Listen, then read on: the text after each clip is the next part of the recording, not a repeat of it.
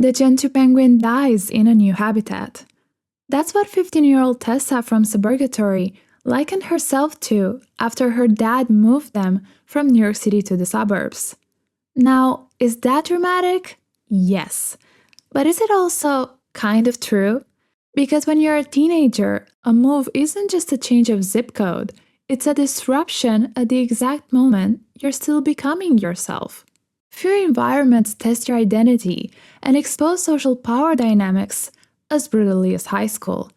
A shift in school, friend groups, or culture can feel like being dropped into a brand new ecosystem, one where you don't have the immunity to survive.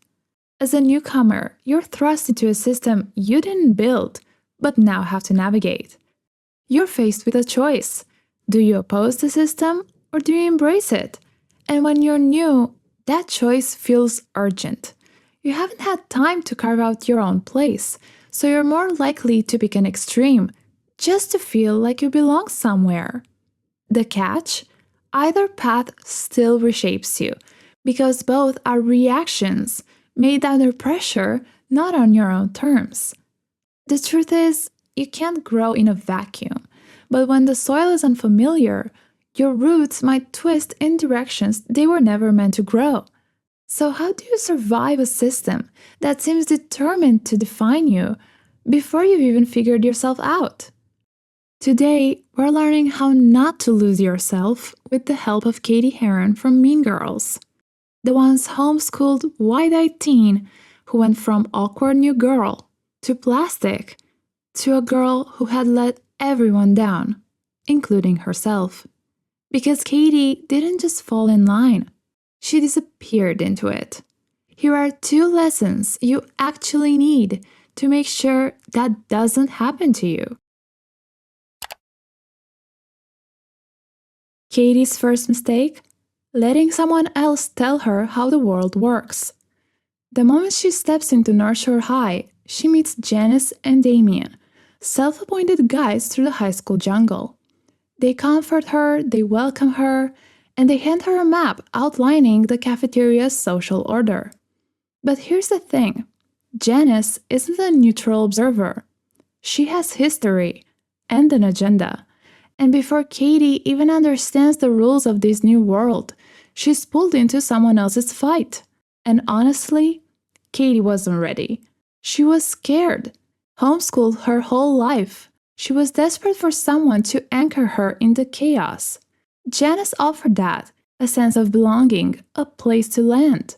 But the moment Regina George stopped Cady in the cafeteria and invited her to sit with the plastics, Janis saw something else. Opportunity. Because Cady wasn't just a lost new girl. She was smart, beautiful, and already catching Regina George's attention. Damian literally calls her a little slice. Janis adds, "You're a regulation hottie." Even the way Cady explains she likes math, because it's the same in every country, makes Damian go, "This girl is deep." Cady had the potential to climb fast. Too fast. Fast enough to stop needing Janis. So Janis made her move. She didn't just want to help anymore. She wanted to recruit.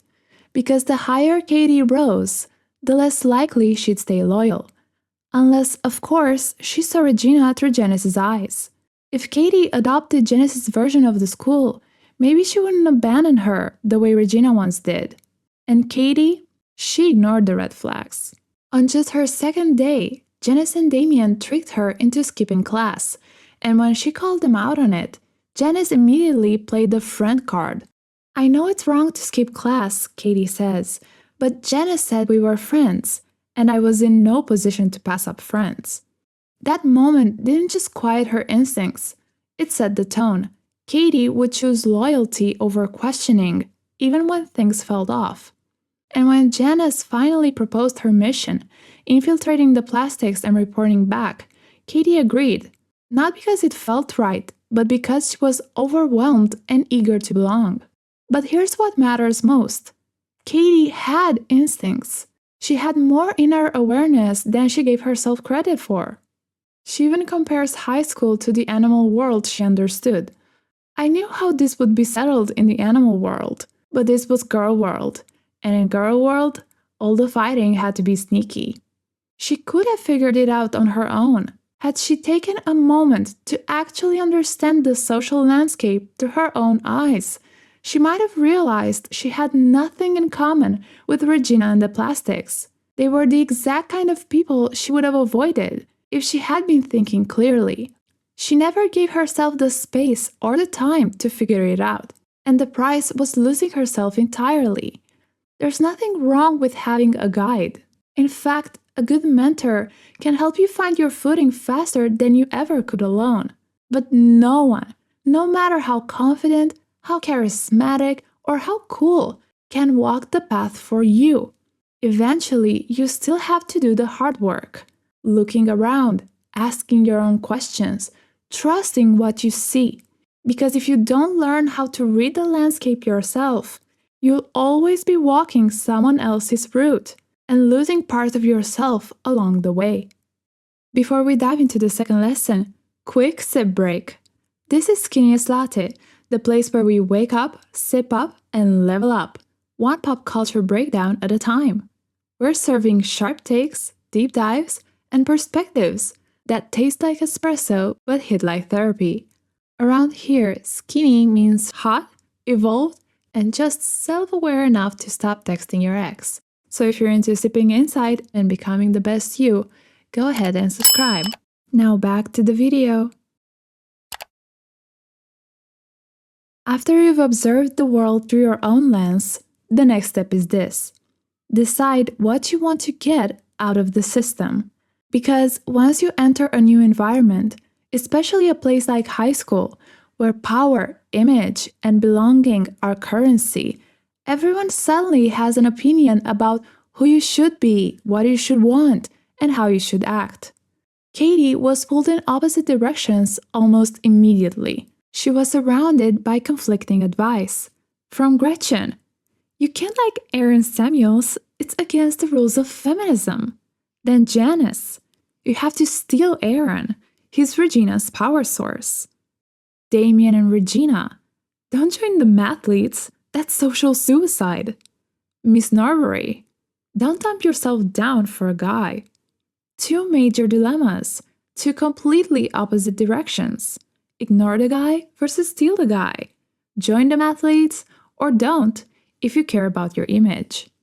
And Cady, who hadn't yet decided what she wanted, tried to follow all of them. She didn't know if she wanted academic success, real friendships, or popularity. She just kept adjusting to whoever was in front of her. And here's the problem. If you don't decide what you're here for, you'll default to what everyone else wants from you. Not because it feels right, but because the pressure made it feel urgent. And it's not just the clashing opinions that trap you. Sometimes the real danger is the dream that everyone seems to agree on, but that still might not be yours. In Cady's school, Regina George wasn't just admired, she was mythologized. Regina George is flawless. I heard she does car commercials in Japan. One time she punched me in the face. It was awesome.